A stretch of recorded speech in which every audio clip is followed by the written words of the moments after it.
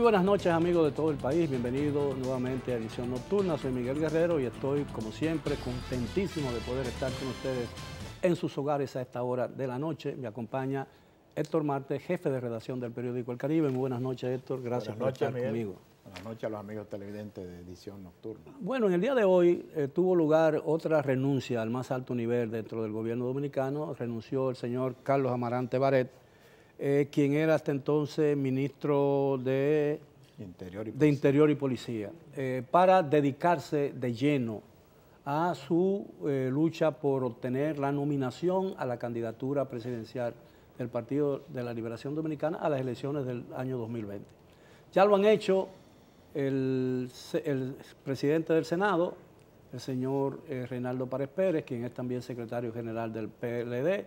No creo que en el caso específico del señor Párez Pérez sea necesario que renuncie porque no está contemplado como funcionario electo que es, fue electo para un periodo determinado que vence precisamente el 16 de mayo del 2020 y también lo ha hecho otro ministro, el ministro del entonces de Medio Ambiente, el doctor Francisco Domínguez Brito. A mí me parece, Héctor, que esta renuncia y estos lanzamientos de precandidaturas me parecen muy extemporáneos. Todavía no está definido muy bien el panorama electoral. Nosotros todavía no sabemos como electores y como ciudadanos si va a haber, si este proceso electoral se va, que es el más complejo de cuanto hayamos realizado en muchos años, porque va a haber dos elecciones.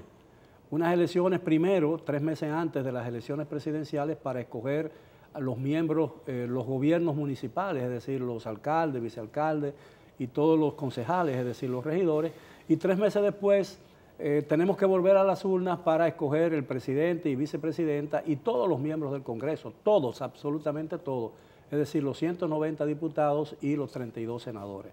A mí me parece que todo el mundo coincide en que si el Congreso antes no aprueba 2 leyes que son importantísimas, que están en carpeta desde hace 15 años, es decir, primero la ley de partidos políticos y segundo la ley electoral para corregir todavía las irregularidades y las deficiencias que tiene la ley electoral y fortalecer la capacidad de la Junta Central Electoral para esos grandes retos que tenemos en el 2020, a mí me parece que el lanzamiento de precandidatura es sumamente extemporáneo, a menos que no sea la intención realmente de ir despejando el terreno, de ir produciéndose rechazos a precandidaturas, porque la verdad es que ni la precandidatura, ni el lanzamiento de Domínguez Brito, ni el siguiente de Reinaldo Párez Pérez, y este también pasará por la misma situación, no han despertado ningún entusiasmo que valga la pena citar desde entonces. No sé si tú compartes mi opinión sobre ese caso, pero yo no he visto que nada, ¿no? que diga que esta gente planificaron bien lo que hicieron. Bueno, realmente se podría ver como extemporáneo, de hecho lo es si vemos el tiempo que faltan para los comicios y lo comparamos con realidades en otros países donde la pre-campaña y campañas presidenciales inician mucho más cerca de las elecciones, pero también desde el punto de vista práctico hay que ver que es bastante comprensible que algunos dirigentes que tengan aspiraciones presidenciales, al no tener la experiencia, al no tener el bagaje, al no tener en su trayectoria quizá la experiencia de haber competido por la candidatura presidencial frente a otros dirigentes que podrían participar en el proceso electoral.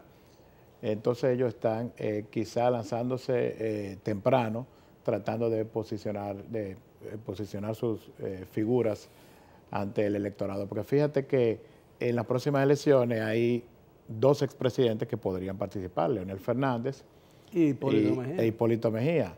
En el caso de Danilo Medina, presidente activo, todavía el presidente actual, hay un impedimento constitucional.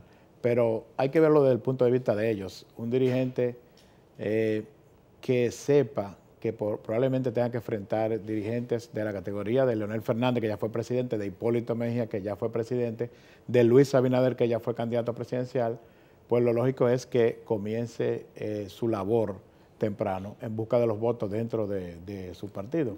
Bueno, vemos el caso de Domínguez Brito. Domínguez Brito fue precandidato en el año 2012, a él se le contaron los votos, pero fue en una competencia que ya Danilo Medina sí tenía ganada de antemano. En el caso de Reinaldo Pared Pérez fue aspirante en el proceso pasado. Yo no digo precandidato porque no se materializó la precandidatura.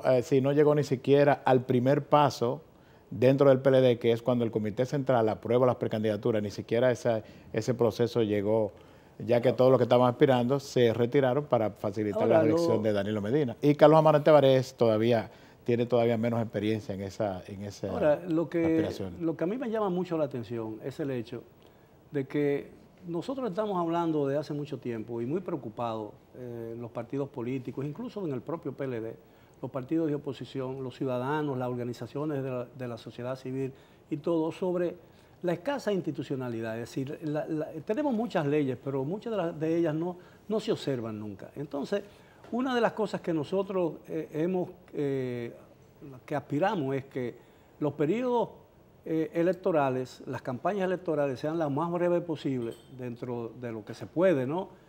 Para que sean menos costosas. Yo no sé si esta gente va a entrar en campaña abierta de electoral y eso va a llenar al país de propaganda. Yo estoy seguro que ya para finales de este año o en el último trimestre de este año ya habrá por lo menos cierta definición del panorama, no del panorama electoral, sino se habrán definido algunas aspiraciones presidenciales en todos los partidos políticos y eso va a llenar el país de propaganda y la atención de todo el mundo se va a centrar en las cosas que no tienen tanta prioridad como muchas otras cosas que debemos atender con la urgencia que cada caso en particular amerita. Por ejemplo, nosotros tenemos pendiente la aprobación de 2 pactos que están contemplados, por ejemplo, en la Ley de Estrategia Nacional de Desarrollo, que es el pacto eléctrico y el pacto fiscal, y aparentemente no existe un ambiente para la aprobación o la discusión de esos 2 pactos. El eléctrico se discutió ampliamente, todo el mundo pensó que se había llegado a un consenso, pero todavía ese consenso no se ha concretado, es decir, todavía no sabemos realmente si estamos a las puertas de un pacto que pueda realmente resolver uno de los mayores problemas que tenemos nosotros aquí en el país, que es el problema eléctrico, es decir, el alto costo de la energía eléctrica, la manera en que eso gravita onerosamente sobre los sectores productivos de la nación y que hace le quita competitividad a la economía dominicana en los mercados internacionales donde concurren economías iguales a la nuestra, es decir, y corremos mucho riesgo, de manera pues que yo creo que la gente todo tiene su tiempo, ¿no? Y cuando la gente se cede o se adelanta al tiempo, normalmente paga las consecuencias. Tenemos que hacer una breve pausa, regresamos después de ella. Continúen por favor con nosotros en Edición Nocturna.